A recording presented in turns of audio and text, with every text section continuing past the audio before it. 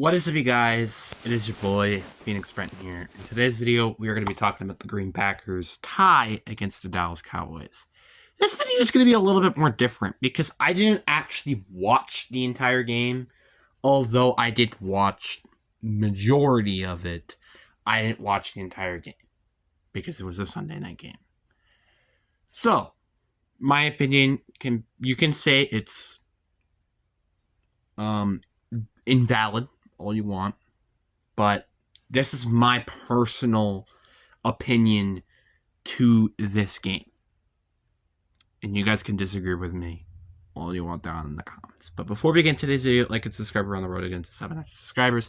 As you also could tell, I have a haircut.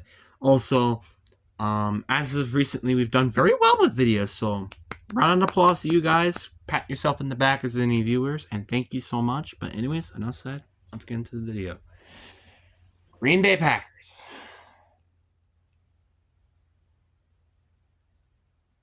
Oh, wait, did I forget to mention that this is going to be just a Packers video in general? So, they do not play next week. If you guys didn't know, they did not play next week. They have a bye week. So this video will be my personal reactions to not just the game, but what do I feel like as a Packers fan right now? Which kind of connect pretty perfectly, to be honest with you. But anyways, let's just get into the video. So, 40-40 tie. This is the second most points tied of all time. Let me say this correctly. Second biggest score of a tie game of all time in NFL history. I wish I'd said this as a joke, but it isn't. The Cowboys game. My expectations, we were going to beat the Cowboys and destroy the Cowboys. We have done such a great job against Dallas for the past years going against them. And yet, we tied. Did I forget to mention? This is a team without Micah Parsons. This is a team without two of their starting offensive linemen. This is a team where they don't have CeeDee Lamb as a wide receiver. Why did we play this bad? Defensively is what I'm talking about. Offensively, I'm not going to complain. If you guys put up 40 points every game, we're going to win probably every game. In theory, you should. But we didn't. And I'm very disappointed to say that. Jordan Love, this might be the best game in his career. You guys can honestly hate me with this, but Jordan Love did look pretty good during this game. Jordan Love, although committed a turnover, and I guess another turnover, but to be fair, there was flag there. This genuinely looked to be his best game of the season, which is kind of nuts to say the least. Because I don't think I would have ever said that with how he's played for the past 3 weeks. Like the first 2 weeks of the season, he played decent. Third week, he played terrible. Well, not terrible. I would say bad. So, I wasn't going to expect him to play that well. And we did end up playing very well. He had arguably one of his best stat lines probably in his career. In a game. I think that's quite obvious. But that's my opinion. And one issue that I do have to say with this game was the offensive line. Actually, two issues. The offensive line and Matt LaFleur. Why offensive line? Even though we allowed one sack, their pass rush is not that good. And they were getting after Jordan Love way too much. This is not a pass rush that has Myles Garrett, Micah Parsons, Aaron Donald, or just any big game-changing pass rusher. And yet we made their defense, in terms of the pass rush department, look like they still have Michael Parsons almost. How? How? I don't understand that. Another thing I do also have to talk about, again with the offense's Matt LaFleur. Clock management was one of the worst clock managements I've ever seen in my life. We had about 5 minutes in overtime to go score a touchdown or kick a field goal. We chewed the clock and kicked a 32-yard field goal, if I'm not mistaken, and tied the game. What in the heck is that? How? Yes, there's 5 minutes on the clock. I understand this. But it's freaking overtime. You could literally score a touchdown in one play and the game would be over. This isn't the fourth quarter. It's overtime. Overtime. Not the fourth quarter. There's a difference. Oh my goodness. Jesus Christ, dude. You know what's funny? This isn't the worst thing about this game. It's not that the clock management was terrible in the overtime. I think the worst thing I would say was their special teams. Want to know why? Because there was a blocked extra point that got scooped up and scored for 2 points. Now you're like, why is that significant? Because that was an easy prevented point that, by the way, could have made us won the game. If, let's say, that field goal was just blocked and not anything scored, the score should be, 37-35, I believe? I believe that's what the score should have been. If not, let's say we kicked the extra point and got it, it would be 38-35 instead. That is what the score should have been. Not 40-40. Just saying that as an example. I think special teams is the worst. And it is so frustrating. For the second straight week, we have had a blocked extra point or field goal. And we have Rich Bisaccia, which I just figured this out today, during this morning, that Rich Bisaccia is the highest paid not offensive coordinator, highest paid special teams coordinator. What? This made me question, I don't want him here. Do we actually fire him? Because this has kind of been a common theme for the past how many years that we've had since Rich Bisaccia has been hired, which I think has been 4 years now. This is his 4th year. Either it being drops on punt returns,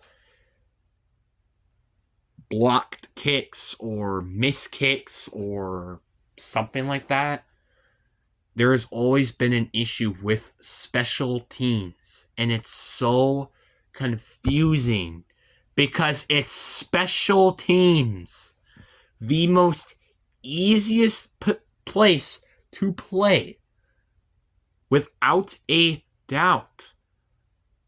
If you play as a blocker on special teams, you have the easiest job in the world. Your job is to protect either a punter or a kicker. I mean by particularly field goal and punts and extra points, but if you get that job, you would be like, holy crap, that's so much fun, or holy crap, I'm getting paid just to do this. If you just did that and you get paid $900K a year. Do you know just how ridiculous that is? It's pretty ridiculous.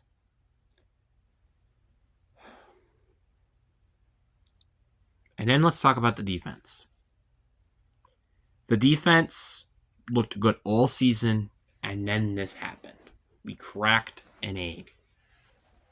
Micah Parsons, more like, where was he? He had 1 sack during the game, and it wasn't really even a sack because he got sacked for 0 yards. Why did we have, if not equal or more, or barely more, amount of sacks than Dallas did? How?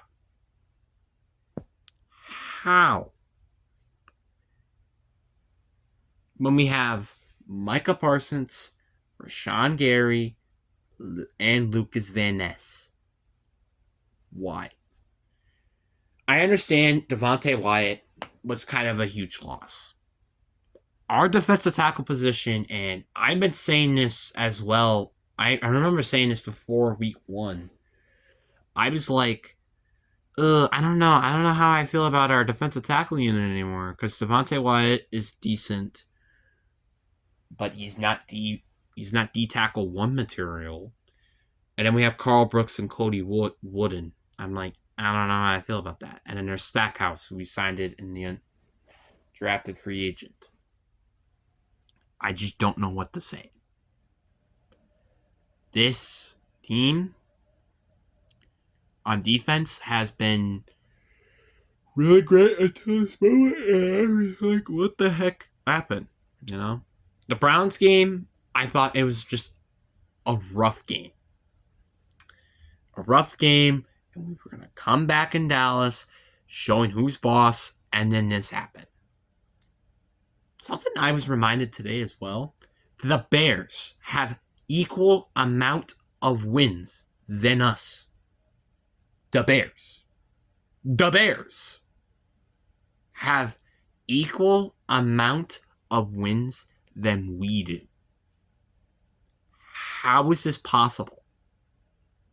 And next week, if the Bears, the Vikings, and the Lions win, if the Vikings even play next week, I don't remember if they do,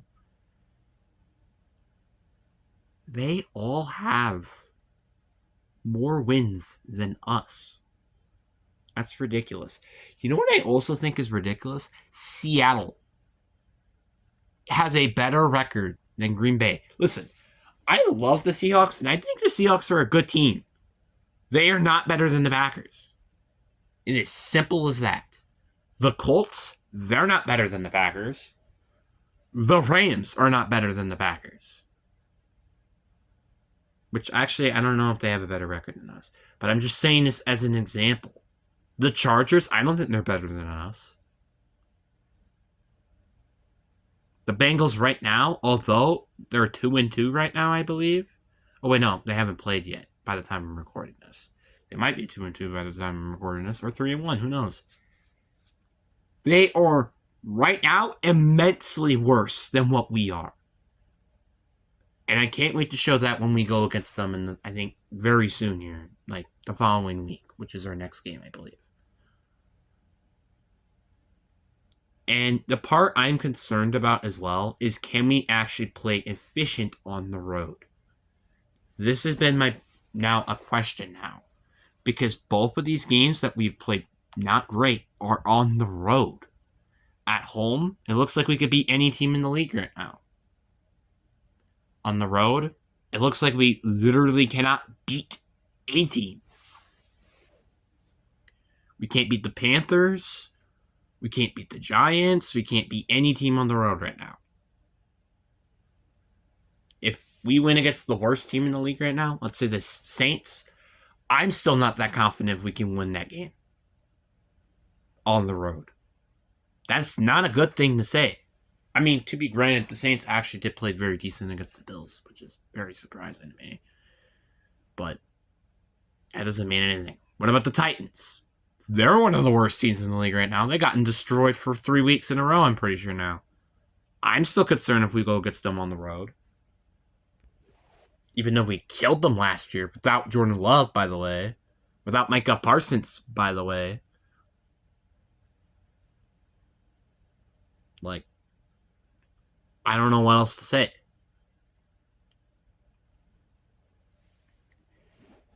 My feelings of this team right now is inconsistent. You could probably tell me one day, oh, the Packers are going to make it to a Super Bowl. And then the next day you could say, I don't even know if we could make it to the playoffs or win the division. This team is very interesting. But there are ways to fix this team. For starters, it is by trading Riq Woolen. Trading for Riq Woolen. Listen, I know I don't like Riq Woolen. I personally don't think he's a great corner. But when I look at the depth chart in Green Bay right now, in terms of the secondary position, Riq Woolen might be the best corner in that roster. Maybe Nate Hobbs is better, but outside of that, I personally think that Riq Woolen would be your second best corner at the bare minimum. He is the second best corner on that corner position. And you want to say, oh, what about just overall? He would be your third best secondary player. That is not a great thing to hear. But the good thing is, we could get him for cheap, like a 4th or 5th round pick, which is not much. I understand we don't have our first round pick heading into this draft, but we're going all in on Micah Parsons. If you really want to go all in right now, you will make a trade during the trade deadline that will benefit the team. Not disbenefit like it did last year by trading Preston Smith. Benefit the team. Benefit. And that's by like trading Riq Woolen. Or signing maybe Asante Samuel. Just saying this as examples. And I don't even know if Asante Samuel will be able to play this year. I have no idea. There's one thing. The second thing is maybe sign Christian Wilkins. Christian Wilkins right now is a free agent, if I'm not mistaken. Yes, he may be a bit of a attitude problem. We had freaking Aaron Rodgers. Surely this cannot go as bad as it is. Simple as that. And 3, Bisaccia has to coach better on special teams, or we look for a new special teams coordinator. Listen, I love Rich Bisaccia as a coach, but as a special teams coordinator, I just don't see it. I think he's a great coach. I think he could be a good offensively, defensively, blah, blah, blah. I just don't think he can actually be a good special teams coordinator. My opinion. And also, this team needs to get healthier. This team is kind of banged up right now. Obviously, you have Devontae Wyatt with an injury. Jawan Bullard had a concussion. Jalen Reed is injured. He won't be back. Christian Watson, I think, is going to be back for week 5. And hopefully Zach Tom can come back. Hopefully Aaron Banks can come back. We're just hoping for these people to come back. But what do you guys think down below? I really hope you guys enjoy. Deuces.